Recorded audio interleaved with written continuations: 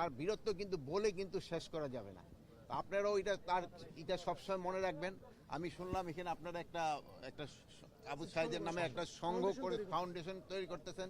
এই ফাউন্ডেশনে আমাদের যত ধরনের সাহায্য এবং সহযোগিতা দরকার হবে আমরা এটা আপনাদের দিব। স্যার একটি বিষয় জানতে চাই,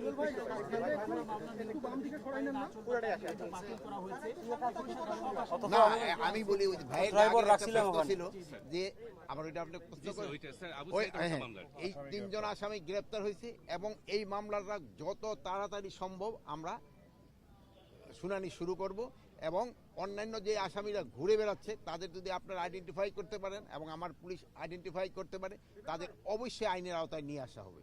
কাউকে কোনো অবস্থায় ছাড় দেওয়া হবে না, কাউকে কোনো অবস্থায় ছাড় দেওয়া হবে না, কাউকে কোনো অবস্থায় ছাড় দেওয়া হবে না। স্যার দেশের সার্বিক আইন শৃঙ্খলা পরিস্থিতি কেন শক্ত হচ্ছে না এখনো? সব একটা ধরেন একটা ঝড় ঝান্টার পরেও কিন্তু আপনার এই ঘর ঠর রিপেয়ার করতে কিন্তু একটু সময় দরকার হয়। একেবারে যদি সাথে সাথে বললেন যে আমার ঘরটা তো এই ঝড়ের আগে এরকম ছিল, এখন কেন হয়ে যায় না? হয়ে যায়, কিছু সময় দিতে হবে, আমাদেরও কিছু সময় দিতে হবে। আমাদের কাছে তো এরকম কোনো কিছু নাই যে বলবার হয়ে যাবে। এই জন্য এই জন্য আমাদের একটু সময় দেন। আগের থেকে তো পরিস্থিতি অনেক উন্নতি হয়েছে, এটা আস্তে আস্তে আরো উন্নতি হবে।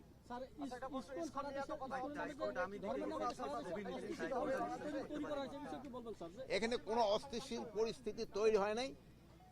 পার্শ্ববর্তী দেশের মিডিয়া আমগো সম্বন্ধে অনেক মিথ্যা প্রচার করে, যেটা একমাত্র আপনারাই এটা করতে পারেন, কাউন্টার করতে পারেন। যেহেতু আপনারা সত্যি ঘটনা প্রকাশ করে এদের এই মিথ্যা প্রচারটাকে আপনারা মিথ্যাটাকে বন্ধ করে দিতে পারেন। আমি আপনাদের কাছে অনুরোধ করব, আমাদের দেশের সাংবাদিকরা কিন্তু সত্যি ঘটনাই বলে এবং আপনারা সত্যি ঘটনা প্রকাশ করেন এবং ওদের যারা আপনি এই যে মিথ্যা ঘটনা রটাচ্ছে তার মুখে সে সময় চুলকালি পড়বে। এটা নিয়ে এখনো পর্যন্ত আমি কোনোদের পরিকল্পনা কি হয়েছে, আমি যেহেতু পরিকল্পনা হইলে আপনারা জানতে পারবেন। আন্দোলন ঘিরে ঢালাও মামলার বিষয়ে আপনার মতামত কি? অভিযোগ উঠেছে অনেক আন্দোলনের ভিতরে ঢালাও মামলার ক্ষেত্রে যারা মিথ্যা মামলা দিচ্ছে আমরা তাদেরও আইনে আওতায় আনবো এবং এই মিথ্যা মামলা দিয়ে যেন কাউকে শাস্তিতে ভোগ করতে না হয় এই ব্যবস্থা আমরা নিচ্ছি। আমরা একটা কমিটিও করে দিচ্ছি, যে কমিটি ইনভেস্টিগেশন করে দেখবে। শুধু এটা পুলিশের উপরে না, আমরা এই যে কি বলে ডিসি মহোদয়ের, জেলা প্রশাসক এবং আমাদের এসপি এবং লিগ্যাল অফিসার তারাও এইটা দেখবে যে এখানে অ্যাকচুয়াল কারা দোষী, শুধু তাদের ক্ষেত্রেই আইনানুগ ব্যবস্থা আমরা নিব, আর যারা নির্দোষী তাদের অবশ্যই তারা ছাড়া পেয়ে। পরিস্থিতিতে দেশের মানুষের প্রতি কি আহ্বান রাখবেন স্যার? দেশের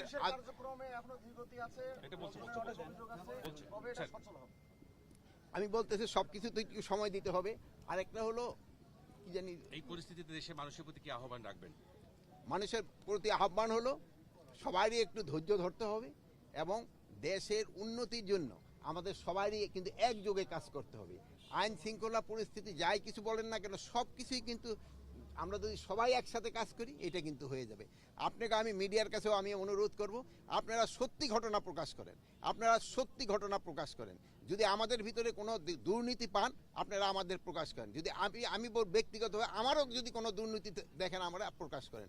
এই যে আপনারা দেখছেন যে পুলিশের হচ্ছে সিলেকশন হচ্ছে, এখানে কোনো ধরনের কোনো রকমের যদি অনিয়ম পান আপনারা প্রকাশ করেন।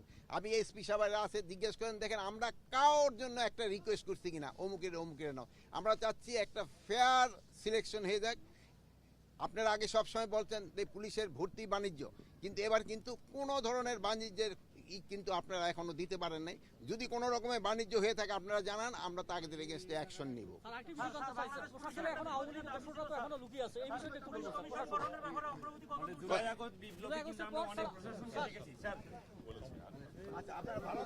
Sir thank you.